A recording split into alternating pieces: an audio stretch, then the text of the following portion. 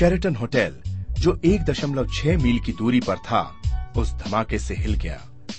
Pentagon पर मौजूद कई मिलिट्री के अफसरान ने कहा कि उन्होंने कोर्डाइट की बू सूंघी थी। कोर्डाइट की बू जेट के ईंधन की बू से बहुत अलग होती है। कोर्डाइट गोला बारूद में इस्तेमाल होता है। उसमें कुछ ऐसे केमिकल्स होते हैं जिससे बहुत कम धुआं निकलता है और कोई चमक नहीं होती, लेकिन उसमें बड़ी आग भड़काने वाली लहर होती है। वहां मौजूद लोगों ने बताया कि सिल्वर रंग की चमक जाहिर जरूर हुई थी। ट्विन टावर से जहाज के टकराने पर जो जेट ईंधन का धमाका हुआ, वो पीले रंग का था। ये देखिए, आग का एक बहुत बड़ा गोला, कोई सिल्वर चमक नहीं, कोई झटके नहीं, लेकिन पेंटागन में एक छोटी सी सिल्वर चमक जो नजदीक की बिल्डिंगों को हिला देती है। तो पेंटागन से क्या टकराया? वो जो भी था, उसका ताल्लुक उन दोनों जहाजों से था जो उस हादसे के बाद हवा में थे। पहला वाला तो मुत्तफिका तौर पर C-130 पहचाना गया है।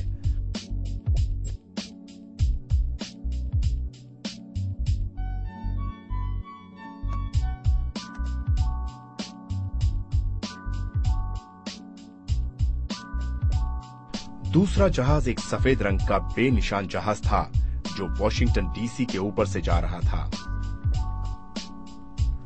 मैं व्हाइट हाउस के सामने लफायत बाग पर खड़ा हूँ।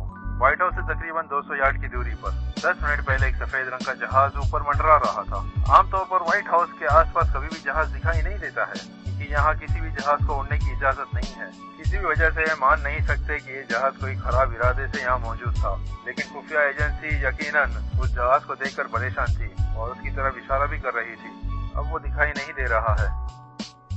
FAA के इंचार्ज जेन कार्वे ने 9:25 पर नेशनल ग्राउंड स्टॉप लागू कर दिया, जिसके मुताबिक पूरे मुल्क में कोई भी जहाज उड़ान नहीं भर सकता है, चाहे वो मिलिट्री का जहाज हो या कमर्शियल, और जो भी जहाज हवा में हो उसे फौरन नीचे उतारा जाए। 1903 में यह कानून बनने के बाद ये दोबारा कभी लागू नहीं किया गया था, लेकिन उस दिन मिलिट्री के जहाजों को उड़ान भरने की इजाजत दी गई थी और FAA इस मामले में खामोश है।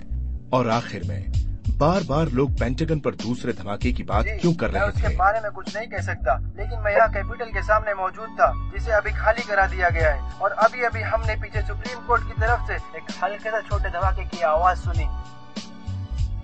और पेंटागन पर दूसरे धमाके की खबर आ रही है, लेकिन अब तक उन खबरों की तस्दीक नहीं हुई है। 7वां, एक पेट्रोल पंप।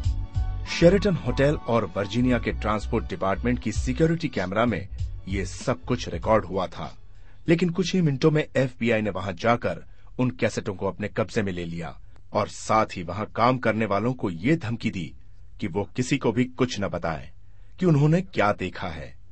अगर हुकूमत चाहती है कि साबित करें कि फ्लाइट 77 ही पेंटागन से टकराया, तो उन्हें इन कैसेटों को पेश करना चाहिए।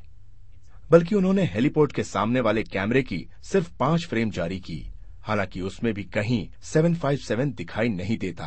11 सितंबर से 4 दिन पहले सैटेलाइट से ली गई तस्वीरों में जमीन पर ठीक उसी जगह पर एक सफेद निशान दिखाई देता है, जहां पर 4 दिन बाद कोई चीज पेंटागन से टकराई। ऐसा क्यों? क्या ये सिर्फ एक इत्तेफाक है कि जहाज पेंटागन के उसी हिस्से से टकराया जो कि हाल में ही उस किस्म के धमाके को सहने के लिए बनाया गया था, और डोनाल्ड रम्सफेल्ड उसी के बिल्कुल सामने वाली बिल्डिंग में महफूज थे? अगर हुकूमत कुछ छिपा नहीं रही है, तो वो कुछ सवालों के जवाब देने से क्यों घबराती है, या फिर वो वीडियो क्यों नहीं दिखाती?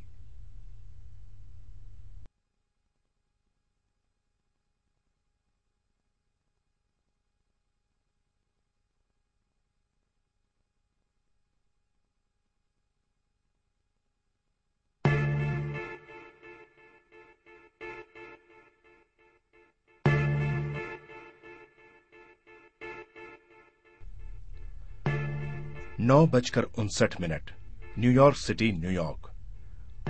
वर्ल्ड ट्रेड सेंटर का साउथ टावर तकरीबन 10 सेकंड में जमींदोज हो गया। 29 मिनट बाद नॉर्थ टावर भी उसी तरह तकरीबन 10 सेकंड में नीचे आ गया। उसी दिन शाम 5:20 पर 47 मंजिला वर्ल्ड ट्रेड सेंटर का टावर नंबर 7, जो नॉर्थ टावर से 300 फीट की दूरी पर था, अचानक गिर गया। इस बिल्डिंग में कई अहम इदारों के दफ्तर थे।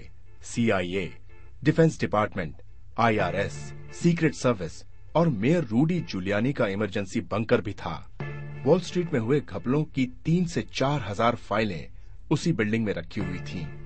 बिल्डिंग नंबर 7 के अगल बगल की सभी बिल्डिंगें सही सलामत खड़ी रही, लेकिन बिल्डिंग नंबर 7 सिर्फ 6 सेकंड में मिट्टी के ढेर में बदल गई। अमरीकी सरकार क्या कहती है? दोनों बड़े टावर से गिरने वाले मलबे की वजह से बिल्डिंग नंबर 7 के अंदर कई डीजल की टंकियों में आग लग गई। अगर ये सच है तो ये तारीख की तीसरी बिल्डिंग होगी जो आग लगने की वजह से गिर गई, जिसमें से पहली 2 WTC के दोनों टावर हैं। 28 जुलाई 1945 को फॉग की वजह से एक फाइटर जहाज एम्पायर स्टेट बिल्डिंग की 79वीं मंजिल से टकरा गया। 14 लोग मारे गए, $1 मिलियन का नुकसान हुआ, लेकिन वो बिल्डिंग आज भी सही सलामत खड़ी है। 14 फरवरी 1975 को नॉर्थ टावर की 9वीं और 14वीं मंजिल के दरमियान आग लग गई। न्यूयॉर्क टाइम्स के मुताबिक आग लगने की वजह से सिक्योरिटी बढ़ा दी गई और आग बुझाने वाले पानी के स्प्रिंकलर्स भी लगाए गए।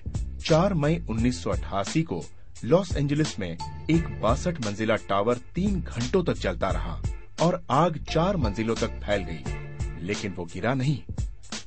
23 फरवरी 1991 को फिलाडेल्फिया में एक 38 मंजिला बिल्डिंग जो 1973 में बनाई गई थी 19 घंटों तक जलती रही और आग 8 मंजिलों तक फैल गई, लेकिन ये बिल्डिंग नहीं गिरी। 17 अक्टूबर 2004 को वेनेजुएला में एक 1976 में बनी एक 56 मंजिला बिल्डिंग 17 घंटों तक जलती रही और आग 26 मंजिलों से फैलती हुई छत तक पहुंच गई, लेकिन आप जानते हैं ये बिल्डिंग भी नहीं गिरी।